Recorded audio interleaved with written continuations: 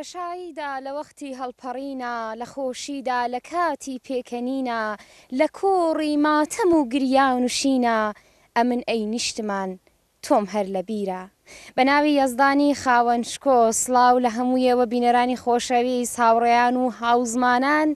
بینەرانی هەمیشەی بەرنامەی کانگای ژیان زۆر بەخێر بێن سەرسەران سەرچاوان باڵقەیەکی دیکە لە زنجیرە بەرنامەی کانگای ژیان لە خزمەتێوە خۆشەویستان و ئازیزان داین ئەوڕۆ هاتوین بەرەو ئاوایی داشبند ئاوایەکی گەورە و بەربڵاو هەڵکەوتوو لەسەر جادەی میاندواو بۆکان کە سەر بە شاری بۆکانە و لە 15 کیلومتری و شارە هەڵکەوتووە سەر بە بەشی سیمینەیە ئەو شوێنێکی ئێستا من لێ ڕاوەستاوم چێوە قوتکەی پێدەڵێن کە یەکێک لە چێوەکانی قەراغی ئاوایی داشبندە و یەکێک لە بەرزترین نقطەکانی ئەو ئاواییە کە دیارە ئاوایەکانی دەوروبەریشی لەگەڵ دیارە تکایە ڕۆژ لەگەڵمان هاوڕێ بن ئەوە و ئێوە و ئەوەش ئاوایی داشبند.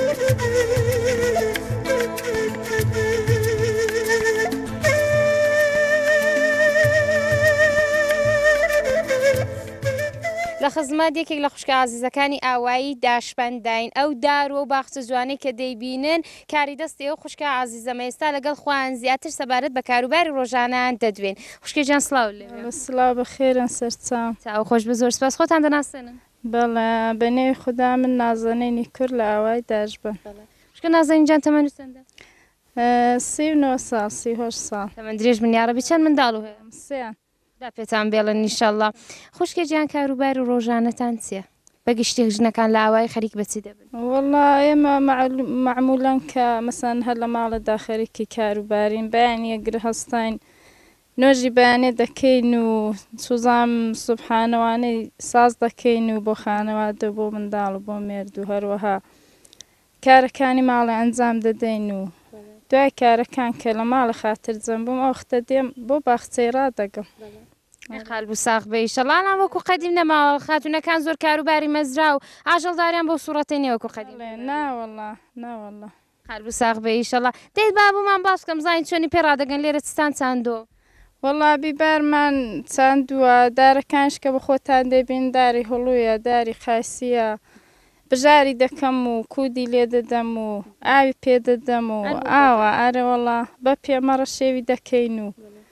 جگە لە بیبارستان لێ چاندۆ ماشەڵڵا زۆریشە. وەڵڵا کەمێک باینجانە و کەمێک کەدوو و باینجانە ڕەشەوەوانە. لە خودای بە زیادە بەشی خۆتان دەکەن. ئارەوەڵڵا ئەوانەی باشەوانەمان کە ئەم بەگە بێ بەشی دەر و جیران و سوزام کۆمە خەرجێکی چکۆڵێ بە خۆمان و ئاوە. لە خودای بە زیاد بێجا چەندیش بەچان بەدەستکردی خۆیان قەدریشی زیاتر دەزانن دەست و چاو خۆش بێشەڵڵا. دەکەم ئێوەش بەخێرن سەرچ. خوشکە نازەنین جان بە پێوەی کەلان کاروبار لە ئاوایەکان کەم بۆتەوە بەتایبەت بۆ خاتونەکان چ پێشنیارێک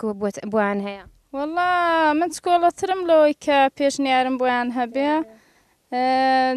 سوزام ئەوە فەرشکردنێ هەیە هەزار کاری دەستی دیکە هەیە مەسەن وەک من دەتوانە گەجێوڕیان هەبێ بە شتێکی خۆیان سەرقاڵکەن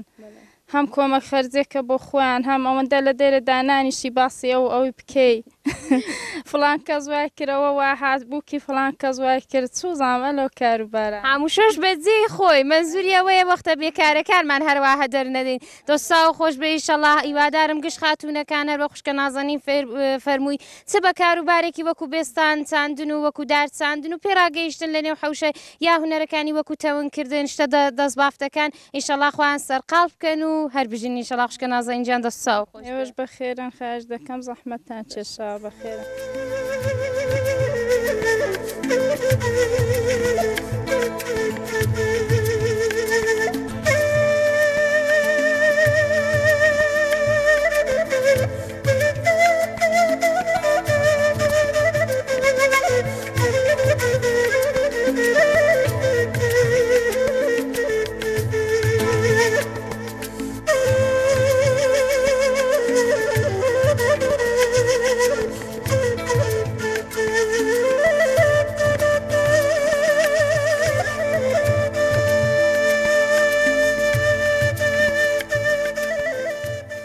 محەممەد یەکێک لە لاوانی دەستڕەنگینی ئاوایی داشبند و هاوسەری خۆشەویستیان داین سلااوان لە بکاکەجان سلام بەخێرن سەرچاو باشن شکر سلامت مەمنونم تەشەکورتان لە یەکەم خۆتان دەناسێنن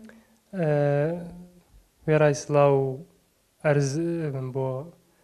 ئێوە و هەمکاران و تەواوی بینەندەگان ئەمن ئومیدی مامەندی دانیشتووی ئاوای خەڵکی داشبندم کاکە میجان تەمەن چەندە ئەمن 26 ساڵم درێژ بن یاڕەبی خەریک بە چکارەکەن کاکە ومیجان خەریک بە کاری دارتاشیم بە پەیکەرسازی منەبەتکاری ماڕەخکاری مشەبەکاری و لەسەر کارهەیە کە لە دارساز دەبن جا هەز کارێک بێ فەڕق ناکەی مەگە کولیە ڕشتەکان هەم ساز دەکەین کار دەکەین هەم ئامۆزشمانێ ئامۆزش دەدەین قەلب و ساغ بە یاڕەبی دوکان و هەیە کاکە بەڵێ لە شار دوکانمان هەیە خۆتان نیشتە جێیاوین و هاتچۆ دەکەم بۆ ئەرێوەڵا ئەرێوەڵا قەلب و ساغ بە ئیشەڵا چەند ساڵ دەست بۆ کاری کردو کاکە وەڵاهی من لە ساڵی 1970 دەستم پێ کردو تقریباً 13 ساڵە چۆن بۆ هاتم بۆ لای و کارێکی هاندەرسان بوو کاکە وەڵاهی ئەوەی راستی بێ بۆ خۆم ئەلاقەم پێی بوو هەر لە منداڵیەوە کە لە مەدرسا کاری فەنیمان دەبوو مەخصوصەن کاری فەنیەکان من هەمیشە نمرەی کاملم لێ دەگرت بە ئیشکیشەوە کارم دەکرد چون واقعا پێم خۆش بوو هەر کارێکیشی دەم کرد دروست بەدەستمەوە دەردەهات ئەو کەسێک کە واقعا تەشویقیشی دەکردم دەتوانم بە جورات بڵم بابم شکر خدا بنەماڵە بە تایبەت باب کە توانین بڵین یەکێک لە ئاسڵەکارەکانە هاندەرسان بوو ئەرێوەڵا زۆر هەر لێرەوە من پەشکری خدا بابی عزیزتان هاندەرسان بۆ دیارەکەەوە لە کوردەواییدا زۆر بەرچاوە دیکەکە ومیجانستا زیاتر چ شتایەک ساز دەکەن ئەو شتانی کە لە کارگا سازیان دەکەن وەڵا خۆب ئەو شتانی کە لە کارگا ساز دەکرێت ئەغڵابیان سفارشن یعنی سفارشی خەڵکیە نمونە و مۆدل زۆرن کەسایەک دێ ئەلهەن جدیدەن کەوتینتە کاری سەعاتەوە ساعتهای دیواری ساعتهای دیواری مۆدەڵهای سنەتی کلاسیک مۆدرن منەبەت شدە فەرق ناکە ساعت کاری ساعتمان زۆرە کاری تەڕاحی و دێکۆراسیۆنی مەنازڵ نێوخان و کولن ئەو کارانە ئەنجام دەدەین کاری میزی نەهارخۆری بۆ غەزاخۆری ڕێستوران بۆ ماڵێ ئەوانە هەن زۆربەی تقریبان توان بڵم گۆڕدراوە کولان کەوتینتە سەرڕواڵی ئەو کارانە لە پاڵ ئەو کارانەشەوە سفارشهای خاصمان دەبێ کاری منەبەت معڕق تەختە نەردایە کە معڕق دەکرێن منەبەت دەکرێن لە جۆرە کارانە ئێمە ئەنجام دەدەین پس هەم کەرەسەی پێویست بۆ ماڵێ ساز دەکەن هەم شتایە کە بۆ ڕازاوە بوونی وڵات کارتی لێوەردەگرن دقیقاً ئەرێوەڵا دەکەم بەو شێوەیەمە کارەکەمان دەبێنە پێشە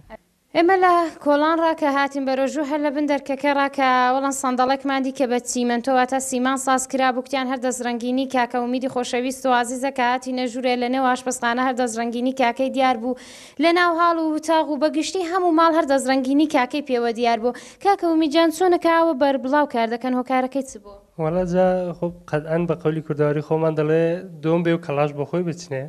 من لە ماڵی خۆم داواقان دەریغیم نەکردو و ناشیکەم بازم یەک سری کەم و کاستیایەک هەیە کە دەمەوێ ئەوانەش بە مروجی زەمان بەرتەرەف بکەم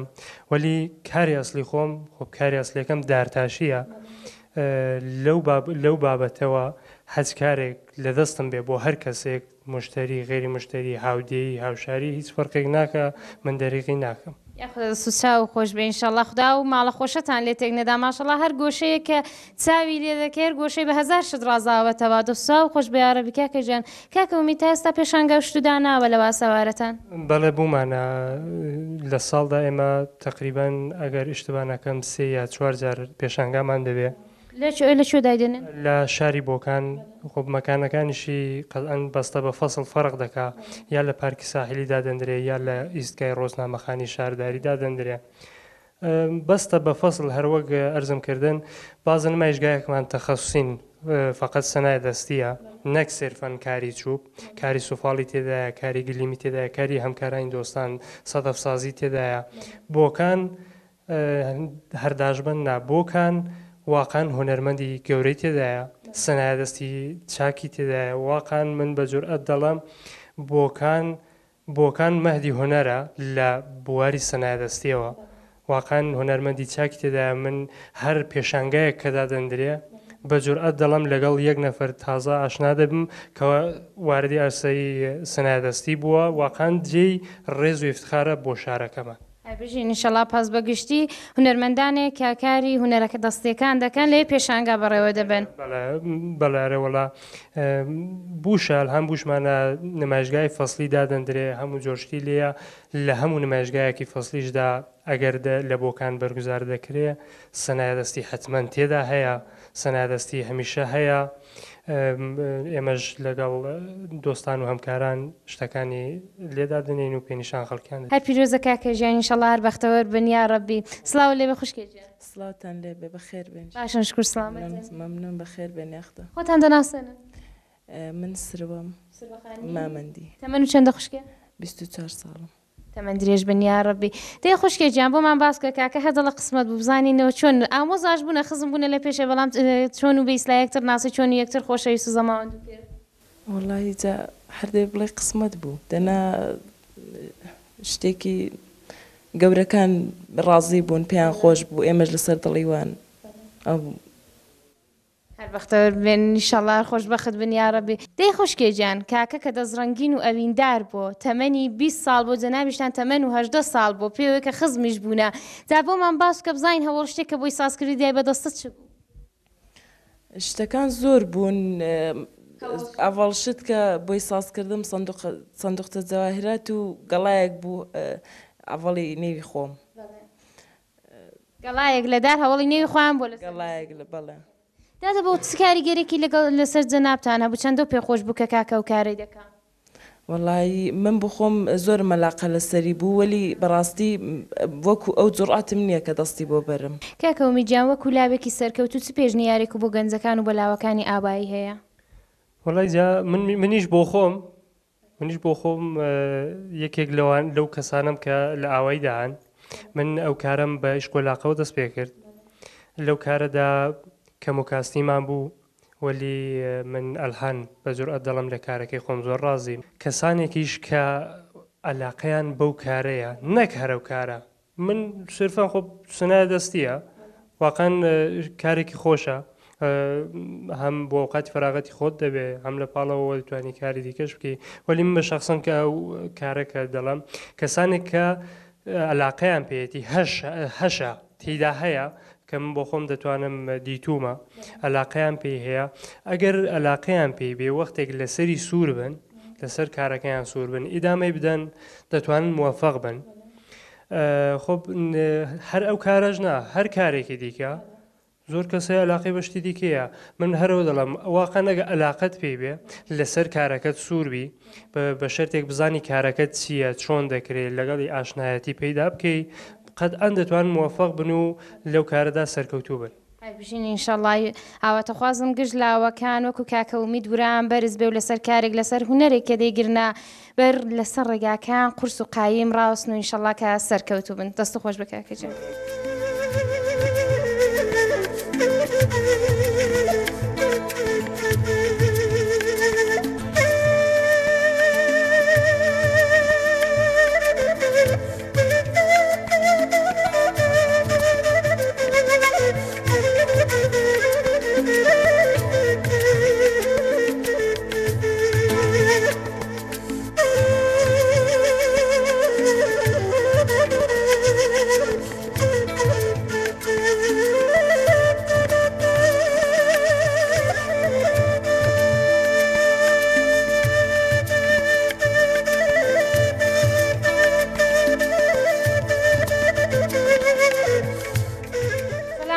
باشیش کۆ خوشکێجیان سڵامەتی سەلام بە خێری سەرچان باش چاوە خۆش بێ زۆر سپاس خۆتان دەناسێنن بەڵێ رێوەڵە ئامینی عەزیزادە خوشکە ئامینجان تەمەند چەندە 30 ساڵە وەڵا پێم زارت بیشەڵا یەخڵا تەمەند درێژ بی خەریک بەچی وەڵا خەریکی دوکانداریم کار بوو ساغ بێ ئیشەڵا دوکانی چێ وەڵا وەسایلی منداڵان و ئیژنان و ئی هەموو شتێکمە وەسایلی ئارایشمەیە و کەنجتانە دوکانە داناوە وەڵا 5 ساڵ دەبێ چۆن بۆ دوکانەتان دانا چێ هەندەرتان بوو وەڵا ئاغاکەم بۆ خۆم پێم خۆش بوو دیەیە و دیهادا ئەکسەر ژنە و لەسەر دوکانەوە بۆ خۆم زۆرم پێخۆش بۆ دوکانداری خال بوو ساغ بێ یا ڕەبی خوشکێجیان زەماوەندت کردو بەڵێ رێوەڵا چەند منداڵت هەیە وەڵا دوو کوڕمەیە خدا پێت بێڵن یا ڕەبی دەی خوشکێجیان چۆن بە دوکانداری ڕادەگەی و چۆن بە کاروباری ماڵت ڕادەگەی وڵا بەیانان زۆڵستم کارماڵەکەی جێبەجێ دەکەم و نەهارەکەم ساز دەکەم و دێمە دوکانە تا سعات 11 دەچمە دووبارە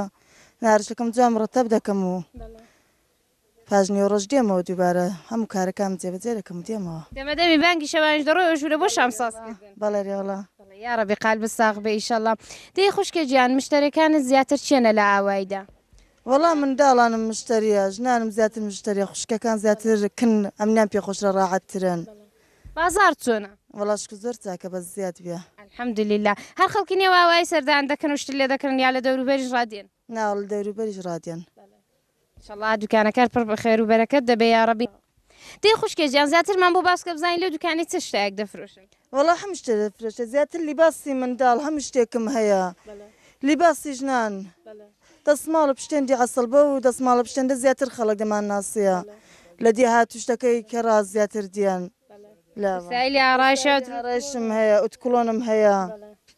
ئەوانم زۆر چاک دەڕۆن گوارە شتیش ڕست کردوی دێ بە ماشێنی منداڵایشی لێ و تفەنگ وەسپابازی ئەسپابازی منداڵ زۆر چاک دەڕۆ لێ دوکانێ حەت شتێکی کەپتان هەبێت دەست و دەکەوێت هەموو شتێکم هەیە ئەوەی وانەش بێ پێم دەڵێن بۆیان دێنم پەسفاریشی ژوەر دەگرێت بەڵێ ڕێوەڵا هەر بە بازار بن ئینشەڵا خوشکێ گیان نەشو ساغ بە یاڕەبیۆش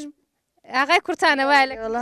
یارەکە کاکەچکۆلەش یارمەتی دەدایە خوڵا لە شو ساغبێر بازار بن ئینشەڵا پڕ بە خێر و بەرەکەت بێختا ئەوەش نمونەیەک لە خاتوونەکانی ما لە ناوچەی کوردەواری کە بەکاری ماڵێ و داوانی زەویزاریان هەیە بۆ کارانە ڕاوەناسن و وەکو خوشکە ئامینی خۆشەویست دێن و دوکانی دادەنێن و بۆ خۆیان بازارێک ڕێک دەخەن و هەم کۆمە خەرجی مێردەکان دەبن و هەم بۆ ژیان و بژێوی خۆیان ئاسانتر دەکەنەوە یەخت هەر سەرکەوتوو بن ئینشەڵا خوشکێجان چی دیکە مزاحم نابم بە قوربان بەخێراتن سەرچاکەم دەست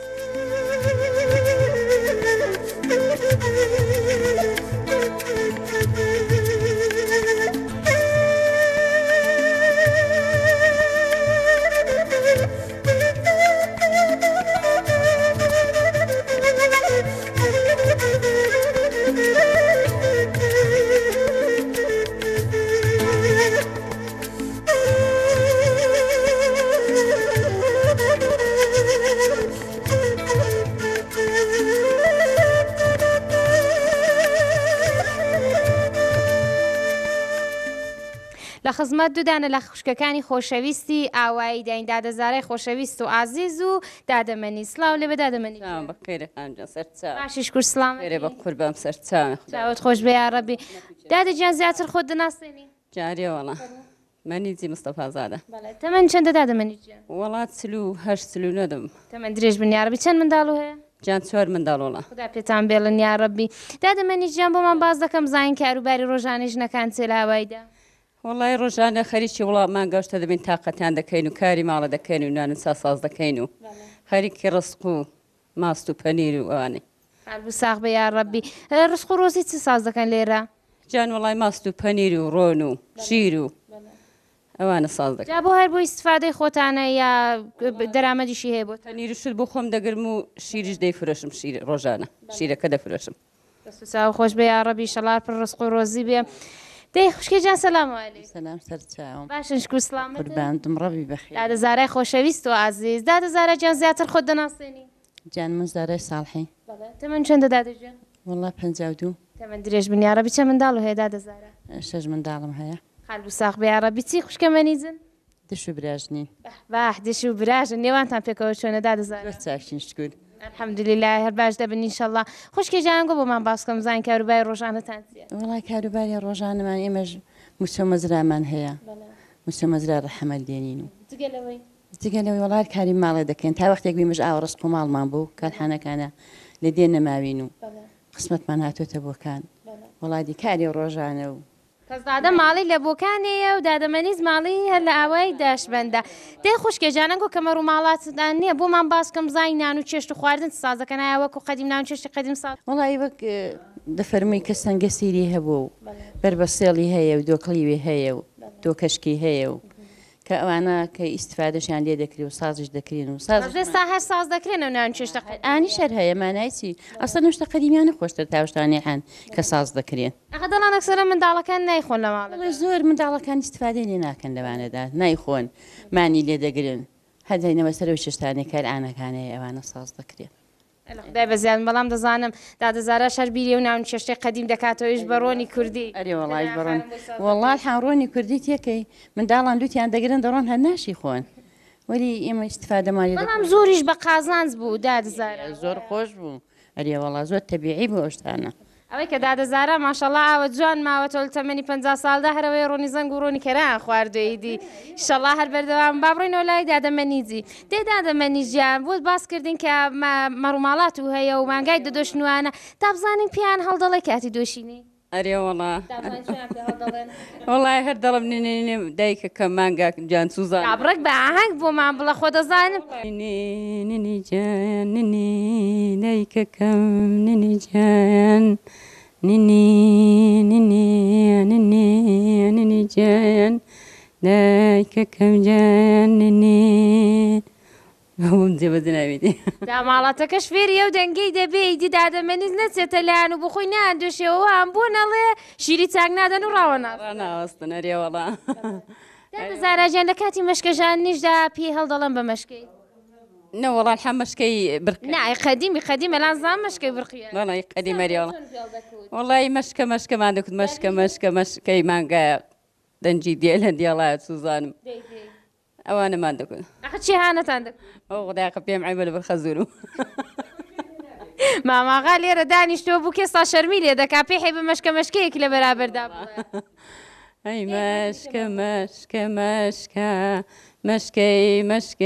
مەشکەی جان هەی ماڵە بایە بمەشکێ بۆم دێ بەدەنا بە خدای پێم چاوت خۆش بێ عەرەبی دەنگن نەرزە ئیشەڵڵا دادەزاراجان کسی هەر کچیە واواییە بوونەوە لێرەش زەماوەند کچی ئەو داژبەندەی بین و هە لێرە زەماوەندمان کردو یاد و بیرەوەری بۆمان بژێ ڕۆبزین دەورانی کسێنی ئاگە تازە زەماوەند و کردبوو لێرە چ بیرەوەرێکی خۆشەوە بوو چوو دەکرد جاچ بیرەوەریەک کارە بیریشم لەمە هەموو ژیانە مەر بیرەوەری بوو وڵا هەموو جان هەر بیرەوەری بوو ئەرێ وڵا کاری موچە مەزرامان دەکرد دەستکەنەمان دەکرد وڵا دەگەڵ بابم هەڵدەستانی دەڕۆشتین دەستوینە سەر مەزراکەی تازە ئەستێرە هەڵداهات زەحمەتمان زۆر کێشاوە پاتەڵداریمان کردووە موچە مەزرامان کردو بەعزم کە چوینەتە حەمامیان لێوێ شەرە کارانەمان ئەنجام داوە مەڕمان بووە مانگامان بووە گامێژمان بووە ئەوانەمان هەموو کردووە ئەسەمان دووبوونمان نەدەزانی خەممان نەدەزانی باشە هۆیەکەی چ بوو ئەو هەموو کاروشت زۆرتر بوومە سەختتر بووە کۆحانکەرەسە نەبوو بۆچی ئەو دەم دەڵا هیچ فکریشتیاوەمان نەگرێک نەبوو ئەلحان ئیمکاناتەکەش هەیە دنیاکەش خۆشە وەلی خەم هەیە دڵنی گەرانە ئینسان دڵی ناحەسێتەوە ئەو دەمەکانە زۆر خۆش بوو خدا بۆ ساعاتت بۆ هەڵکەی پێنج دەخان ڕاکشێ دەحەسایەوە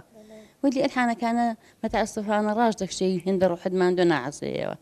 ئەرێ وەڵا مێشکمان ماندوویە جەستەمان حەساوە ئەرێ وەڵا ئەلحان مێشکمان ماندوویە دەنا وجودمان حەساوەیە بارەها من دەڵم خۆزگەم بۆ دەم کە کەومە زەحمەتم دەکێشامان دووبوونم نەدەزانی دادەنیشتم دە حەسامەوە خۆزگە بەچێ هادەم دادەزارە بۆمان باسکە بزانین لەگە کچەکانی دەرو جیران ستان دەکرد دەستە خوشکی شو هەڵگەم بەودەم کاجا بۆمان باسکە بزانین ستان دەکرد لەگە کچەکان وڵا خودامان بگە خێرا کاری ماڵێکم بچین لە سەربانێ دانیشین ئەوەندە خۆش بوومان دەزان دنیای ئێمەیە بە خوددا مەشکەمان دەژان ڕۆژێ چوار مەشکەمان دەگەڵ دایکمان دەژان هەر مەشکەی چەرمی بوو مەشکەی لەگاوسی بوو ئەو کارانەمان دەکرد دوای دەچوین دادەنیشتین دەگەڵ کچان بە خۆمان جا وڵی دادەنیشتین خسە و گفتوگۆ و ئەوانەمان دەکرد دادەوان لە کۆڵانیش دانەدەنیشتین دیار لە سەربای ڕاستەیری هەموو وڵاتیان دەکرد هەموو وڵات لە ژێر نەزەریان هەموو خۆش بوو ئەرێ وڵا زۆر خۆش بوو ئەوەش یاد و بیرەوەرەکانی دادەزارە و خوشکەمەنیجی خۆشەویست و عزیز بوو کە باسی کاروباری خۆیانیان بۆ کردین لە ئاواییدا و ژیانی ڕابردووی خۆیان ئینشەڵڵا کارۆ جۆرەی دادەزارە باسی دەکە قەدیم ئاوە خۆش بوو ئینشەڵڵا کە ژیانیان ئەلانیش پڕ بێ لە خۆشی و کامەرانی ئینشەڵڵا دەستخۆشیتان دەکەم دادیجان زۆر سپاس.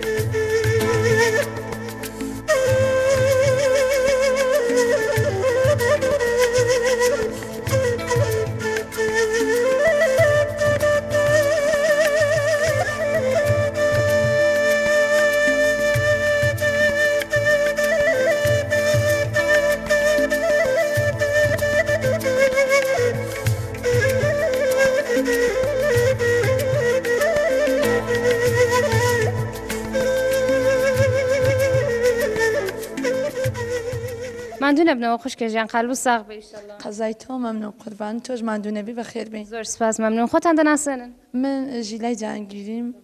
تەمەن چەندە خوشکە ژیلە؟ ئای تەمەن باسی تەمەن بۆ خانوەکان 36 ساڵم. تەمەن درێژ بن ئینشەڵا. خەریک بە چ بوون؟ ئەمە خەریکی وەرزش و یارین کارەتە لە ئاوایی داژبند. ئێوەش بەنواری مامۆستان لێرە وایە؟ مامۆستای نێویانەوە هاتوین ئینشەڵا خدایە قسمەتی کا و بتوانین ئەو هاوینە کلاسای تابستانی بتوانین خدمەت بکەین بە منداڵەکانی ئەو ئاواییە. ئینشەڵا. چەند ساڵە لێران ژیلا خانم؟ من بۆ خۆم بە عنوانی نەفەرێکی کە هەر ساڵە دیەک انتخاب دەکەم. هەر ساڵە لە دێهاتێک کە مەسەلەن منداڵەکانی ناتوان بێنە شار و یاوەی کە بۆیان دەستنادا و پێیان خۆشە لاکانەیە هەر ساڵە دیەک لە نەزەر دەگرم دوو دێ لە نەزەر دەگرم فریاکەوم دەچم لەو دێهاتە کلاسکان بەرگوزار دەکەم و کلاس ئاوینەکان تەواو بوو پێیان خۆش بوو بێن ئیدامەی بدەن دەنا من لە خدمەتیاندام و نەشیان توانی بازم کلاسەکان بۆ ساڵێک. ژیلا خانم بە خۆتان دانیشتوو چۆن؟ من دانیشتوی بۆکانم و حدودی 16 ساڵە کاری وەرزشی دەکەم لە ڕشتەی کارەتە ژیمناستیک ئامادەگی جسمانی و ئەکسەر ڕشتای وەرزشی دە و مەیدانی و کارشناسی تربیت بدەنیم. هەربژین ئینشەڵا. چۆنە ئاوایی داشبند و هەڵبژاردووە؟ وەڵا ئێمە پێش تاحتیلاتی هاوین بێ کاک ڕەشید دەهیاری ئێرە زەحمەتی کێشا و تەماسی گرت کە پێمان خۆشەوە هاوینە کلاسای وەرزشی لە داژبند بەرگوزار بێ. ئەمەش دوو ڕشتەمان انتخاب کردێکی ڕشتێک ژیمناستیک بوو کچەکان ئەکسەرن تێدا بەشدارن دۆمی کەشی کلاس کارەتەیەکە بۆ کوڕەکان ئەکسەرن هاتونەش چەند نەفرێکیانە ڕقایبن دەنا تعدادیان هەیە. چۆنی پێشوازی لێ دەکردرێ؟ وەڵا بەنسبەت شکر باشە یعنی بەوەی کە خەڵکی ئاوایەکە کاری دیان هەیە و کشاوەرزیان هەیە و موچۆ مەزران هەیە وەلی بازم شکر وەختیان دانا و منداڵەکان دێنن بۆ کلاسەکان. الحەمدوللیلا. هەربژین ئینشەڵا. وە فەرموتان لێرە سەبکی کاراتە و ژیمناستی کار دەکەن چ کاریگەرێکی لەسەر منداڵەکان هەبوو؟ من بە تایبەت باسی کارەتە دەکەم کە سەرکەکەمان کێوکەشینە یەکی لەسەر قوای بەدەنیان تاسیرێکی زۆر باشی هەیە ئەوەی کە منداڵەکان جەسوور زرینگ و فعال دێنێتە پێش دوایش لە بواری ڕوحیەوە ئەتماد بە نەفسێکی شەدیدیان پێدەدا کە منداڵ ناترسێ ئەوەنی هەڵێ خۆڕاگر دەبێت دەتوانێت بێتە پێشی خۆی نیشاندا. کارەتە نەتەنیاوەی کە بۆ ئەو ڕۆی ئەوان لە هاویندا بڵێن بە عنوانی وەرزشێک بێتە پێشێ و خوای جسمیان بباتە سەرێ دەتوانێت بۆ فەسلی ئایندەیان کە مەدرسە دەکرێتەوە بتوانێت لەسەر هۆشیان لەسەر ئەمەلیان بتوانێت منداڵایەکی زرینگ بار بێنێ بتوانێت هەتا لە دەرسەکانیان پێشکەوتوو بن لە جسمێکی خەستە و ماندوو تەنێکی فەرسوودیان نەبێ و بتوانە منداڵەکانی دیکەش بۆ تێرمی ئایندە بێنە نێو کاری یاری وەرزشەوە. هەربژین منداڵانی خۆشەویست و دەستخۆشی تایبەتیش لە ژیلا خانم دەکەم کە زەحمەت دەکێشن وەک خۆیان فەرمیان ماوەی 16 ساڵە هەر ساڵە ئاوایەک هەڵدەبژێرن و دێن وەکو مامۆستا خزمەت بۆ خەڵکە دەکەن دەستا و خۆش بە خوشکێجان هەر بەردەوام. مەمنونی تۆم قەزای تۆ لەتوەتە ئێمە.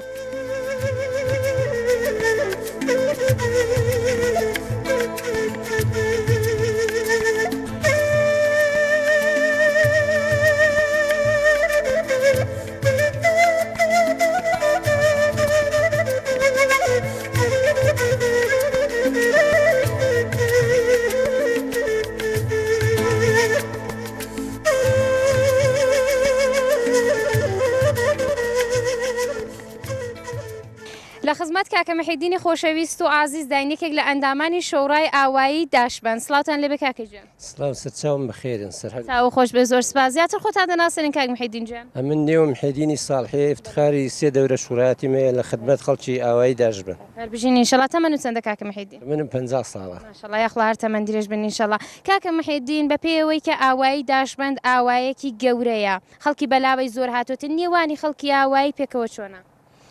داشبند دەتوانم بڵێم لە 10 ساڵی گوزەشتەوە تا ئەلحان دەتوانم بڵێم 1/2 زیادی کردووە. دیەکی مەهاجر پەزیرە ئەلبەتە لە موقعەتی جوغرافیایی خۆش هەڵکەوتووە هۆیەکەشی ئەوەیە کە خەڵکێکی زۆری جەزب بۆ تەنانەت لە شارەوە هاتوونەتە دێ و ینی مەهاجرتی مەکوسیان ئەنجامداوە باوجودی کە داشبند دیارە دیەکی خۆشە بۆ ئەو کاران ئەنجامداوە خەڵک. هەربژین ئینشەڵا. کاکەجان لە حەزکار و هەرەوەزەوە پێکەوە چۆنە؟ والله الآن دەتوانم ئەگەر بە سەداقەتەوە بڵم زمانی هەرەوەز نەماوە چون ئەلا مشکلات زۆرە مشکلاتی اقتصادی هەر کەس لە فکری خۆیدایە و خەڵکەشی هەرچەندی لەگەڵ بڵێن دەگەڵ یەک سەر و ڕووخۆشن و هەمکاری یەکتر دەکەن بەڵام زیاتر دەتوانم بڵێم جەمبەی کرێکاری هەیە لە حازەوە هەرەوەز دەگەڵ یەکتری دەکەن و کاروباری یەکتر بەجێ دەگەێن قالوان ساغ بە ئیشەڵا کاکە ئەگە کێشەیەک گیر و گرفتێک بێتە پێش لێرە چۆن هەڵ دەکردرێ وڵی زیاتر ئەلعام بووە باو ئەوە تا کە شوڕا هەیە و شوڕا دەست بەکار بووە لە ساڵانی ینی 4 دەورە 5 دەورەی گذشتەوە خەڵک ئەکسەرن مراجع دەکە بە شوڕاش چون نەهادێکی مردومی و موردی حمایەتی دەوڵەتیشە ئەلەوەندە تا بتوانێت دەرحەدی تەوان مشکلاتەکەیان بۆ حەل دەکە یعنی ئێمە خۆشبەختان لە داژبەر شوڕای عەلی اختلافیشمانەیە ئەگەر مشکلێک شتێک دەبێ هەم بە ئەعزای شوڕا هەم بە شوڕای عەلی اختلاف ئەوەندەی بتوانین لە تواناماندا هەبێ بۆیان حەلەکەین و خەڵکیش قسەمان لێ قبوڵ دەکەن و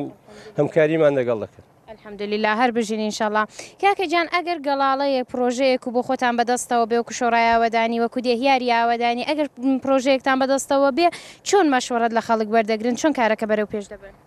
وڵی ئێمە ئەوەندە ینی باتەوە جە بە سەوابقی گوزەشتێک کە هەمانەوە ئەو کەی خوددانەی کە لە جەریاندانی من هەمویان ناڵم چون دەیەکە زۆرە هەمیشە مەشورەتمان کردووە زیاتر داوەتمان کردوون و لەبارەی پرۆژەکەەوە قسەمان کردو کە نیازمانەیە فڵان کارە بەنجام بگەێنین ئەوانیشمان لە جریان قرار داوە کە بۆی کە بزای نەزەریوان چۆنە ئەگە نەزەری مساعدمان لە ئازای شوڕا لەوان وەرگتووە زیاتر بەرەوپیری کارەکە چوینی بۆی بەنجام بگەین انشاءالله هەدەست و چاو خۆش بێ ئینشەڵا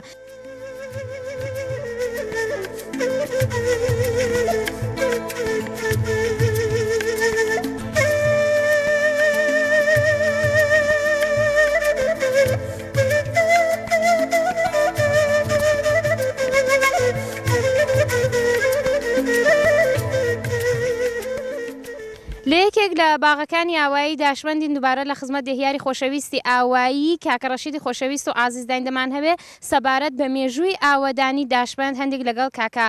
ڕەشید بدوێن کاکە ڕەشیدیان بۆمان باس بکەم زین مێژووی و ئاوەدانیە دەگەڕێتەوە بۆ کەنجە ئاوەدانی داشمەند بەپێی ئەو ئاساری مەکشوفە و بەپێی ئەو تاقیقاتێکە لە ڕیشتپیان و ئەو گوزەشتەکان کراوە تقریبان مێژەکەی دەگەڕێتەوە بۆ 1200 ساڵ لەوە پێش یان لە 1200 ساڵ لەوە پێشەوە داشمەند شکلی گرتووە کاکە ڕەشیدیان دەکرێت بۆمان باس بکەم بزانی نێوی داشمەند لە چۆ ڕاهاتوە بە چمانایەکە تقریبا یەکێک لە عواملی شکلگیری داشبند ینی یا داشبند عواملی اقتصادی بۆ عواملی اقتصادیش کە هەمان منابی مثلا کە لە دێدا هەبوو وەکو ئاو وەکو ئەو شتانی مثلا زمینی چاک و ئەوانە جا داشبند بە ئەنوایی مختلف هاتوون معانیان کردوێتەوە یەکێک لەو معانیە داشبند بە معنای بەندێکی بەردیە یا بەندێکی سەنگیە کە مەسەن لەسەرەوەی دیە هەڵبەستراوە و هەر بە معنای ئەوەوە کراوە ئەمە بە نەزەری من بە ئەو لە کۆڵینەوەی کە ئەنجاممان گرتووە ئێمە بوو خۆمان دەڵێن داشبند یا دێژبند کە دێژبند بوویانی بەندی دێژی یا بەندێکە کە لە کەناری قەلعەیەکدا دایر بووە کە ئێمە کە بۆی دەچینەوە بۆ سەرەتایەکانی لەوە پێش کە دەبینین لە قسمەتی داوداوە هەرو جگای کە بەندیان لێداوە دێش تەشکیل بۆ قەلعەشی لێ بووە بۆیە معنای دووەمی بە نەزەری من دروستریانی بەندێکی دێژی یان بەندێک کە لە کەنار قەلعەیەکەوە شکلی گرتووە تقریبا معنای مەفهومی داشبند ئەلەوانەوە دی کاکە گیان ئاوایەکانی دەوروبەری ئاوایی داشبند کامانن ئاوای هەباساوە تقریبا لە قسمەتی غەربیمانە لە فاصلەی 1.5 کیلومتریمانە ئاوای ئەسپوغەمان هەیە ئاڵیکەنمان هەیە ئاوایی ئەمبار و گردی قەبرانمان هەیە لەو قسمەتە ئاوای وشتەپەمان هەیە ئاوای حەسەر بڵاغی کانشخاخان ئەشکەوتان هەروەها ئاوای مەڵالەر جیرانەکانی ئەمن خۆش بە کاکە جان زۆر سپاسان دەکەم سەبارەت بە زانیاریەکانتان لەبارەی ئاوایی داشمەنەگە قسەیەک فەرمایشتێک ماوە لە خزمەتتان دەین من دەستخۆشی لە بەرنامە جوانەکەیەوە دەکەم هەروەها دیسان بە خێراتن و دەکەمەوە دیسان ماندونوبینیتان لێ دەکەم کە دی ئێمەتان بەسەر کردەوە داواتان لێ دەکەین زیاترمان بەسەرکەنەوە بەڕێزم کاکە جان زۆر سپاس دەگەڵمان بمێنەوە کانگەی ژیان هەروە بەردەوامە